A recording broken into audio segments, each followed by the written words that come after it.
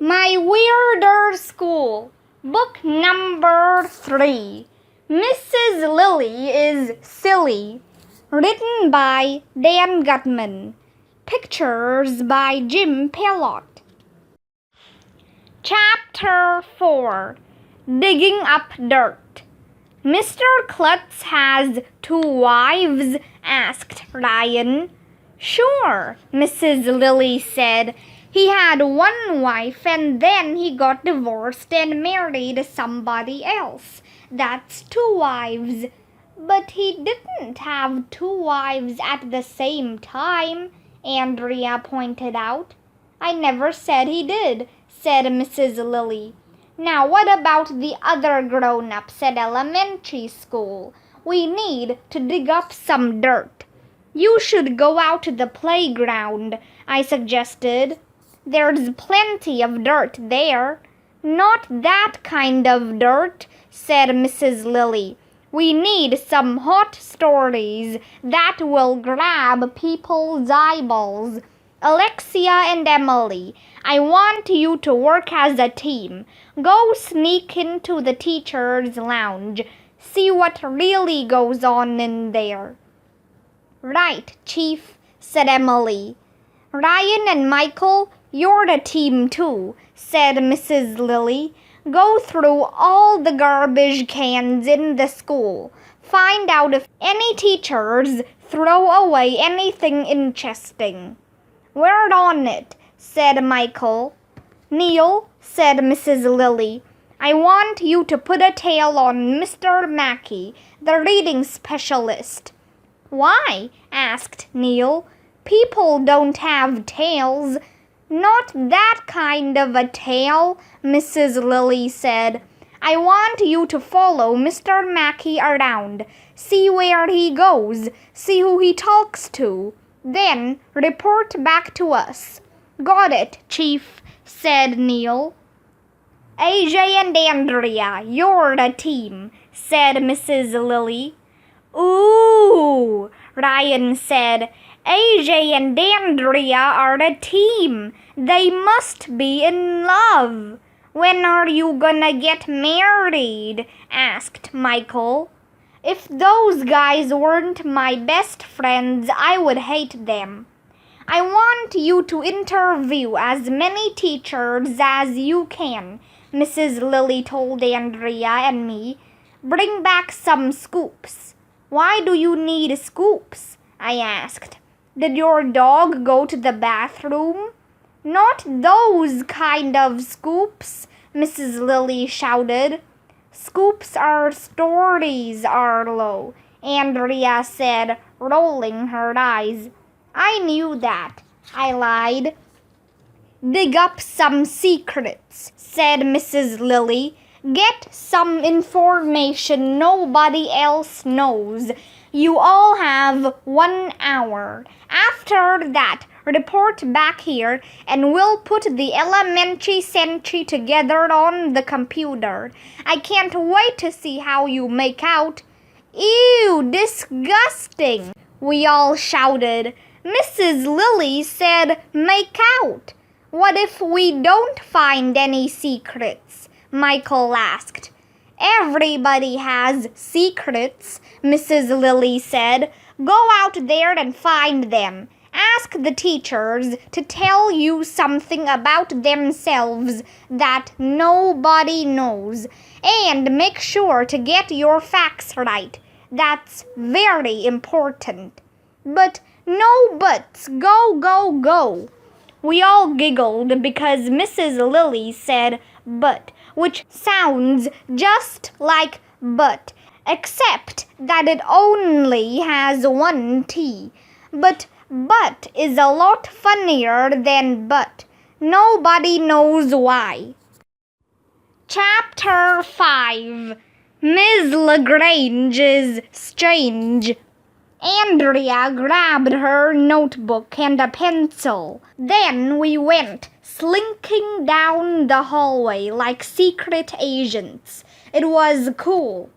Isn't this exciting, Arlo? Said Andrea. We're like real investigative reporters.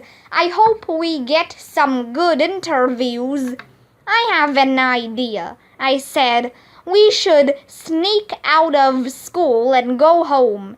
Then I could play video games for the rest of the day. Nobody would ever know we were gone. Shh, Andrea said. I think I hear somebody. Hold my hand. I'm not holding hands with you, I told her. Reporters don't hold hands. They do if they're in love, she replied. Ugh, disgusting. I thought I was gonna throw up. We snuck around the corner, where I spotted an open door. The vomitorium, we both said. The vomitorium is where we eat lunch. It used to be called the cafetorium, but then one day some kid threw up in there and it's been the vomitorium ever since. The only person in the vomitorium was our lunch lady, Miss Lagrange. She's from France, which is this country where they eat frogs' legs. Bonjour, said Miss Lagrange. That's France talk for hello. Lunch will not be ready for an hour. What can I do for you kids? Andrea got her pad and pencil ready so she could take notes. We're here to dig up some dirt, I told Miss Lagrange. Well, she said, there's dirt in the flower pot on the windowsill. Not that kind of dirt, Andrea told her. We need a scoop. Miss Lagrange picked a scoop out of the sink. Here, she said, you can use this scoop to dig up some dirt from the flower pot. Not that kind of scoop, said Andrea. We're making a school newspaper, so we need to interview you, I told Miss Lagrange. Tell us something about yourself that nobody knows. Miss Lagrange said. When I was a little girl growing up in France, my parents owned a restaurant. Miss Lagrange started telling us all about her parents' restaurant. It sounded like it was going to be boring, but little Miss Perfect was writing down every word in her notebook anyway. Andrea said. Go on. Well, one day, Miss Lagrange said, I was in the restaurant eating my lunch. It was soup, a nice tomato soup with little crackers, blah, blah, blah.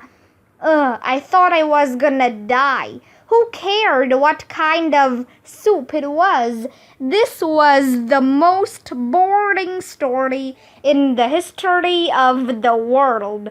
We were wasting our time interviewing Miss Lagrange. So I was drinking my soup, she continued, when I saw the reflection of a man's face in the soup bowl. So, I asked, bored. And do you know whose reflection I saw in the soup? She asked. Who? Asked Andrea. Elvis Presley, Miss Lagrange said. He walked right into our restaurant and ate lunch there. Wow, we said, which is Mom upside down. Now that's a scoop, Andrea said. Let's go tell Mrs. Lilly. We ran all the way back to our classroom. Mrs. Lilly was sitting at the computer. She had already typed the elementary century on the screen, and below it were blank spaces where the articles would go. We told her about our interview with Miss Lagrange. That's great, she said. This could be our lead story. Then she typed this out in big letters. Lunch lady sees ghost of Elvis in soup bowl. Chapter 6. The Truth About Mr. Docker. Mrs. Lilly was really proud of us for the scoop we got from Ms. Lagrange. Great work, you two, she said. Now go out there and get us another story like that. Will do, Chief, Andrea said. We slinked down the hall like secret agents again.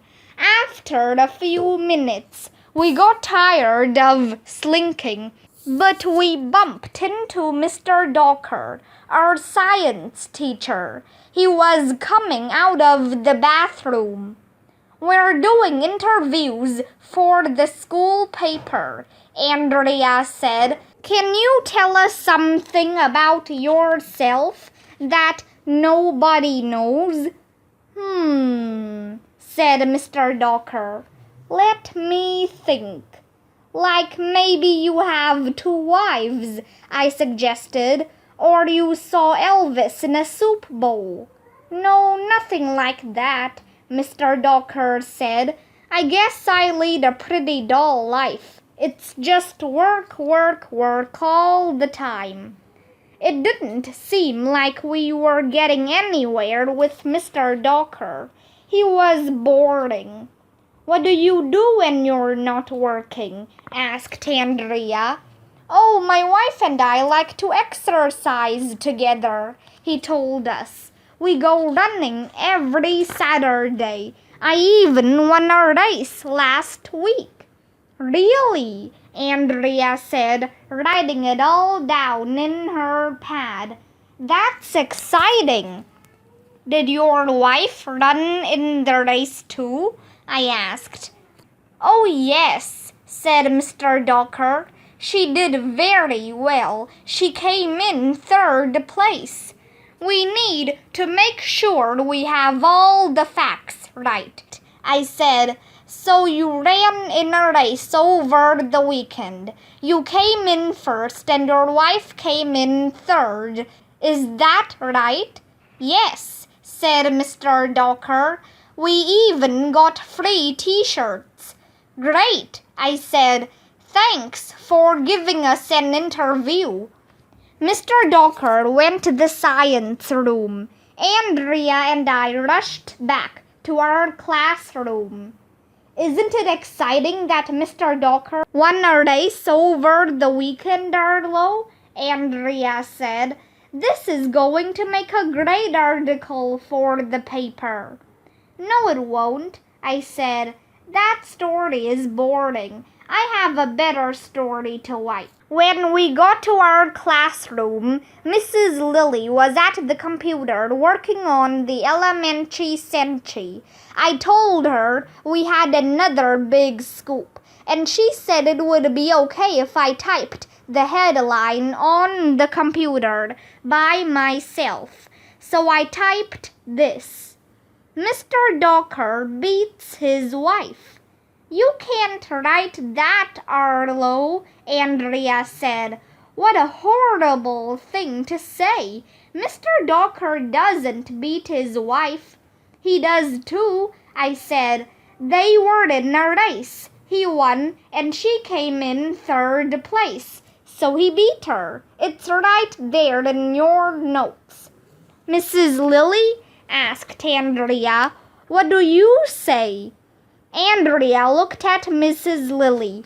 Mrs. Lilly looked at me. I looked at Mrs. Lilly. Mrs. Lilly looked at Andrea. We were all looking at each other. You could have heard a pin drop if any of us had been holding pins.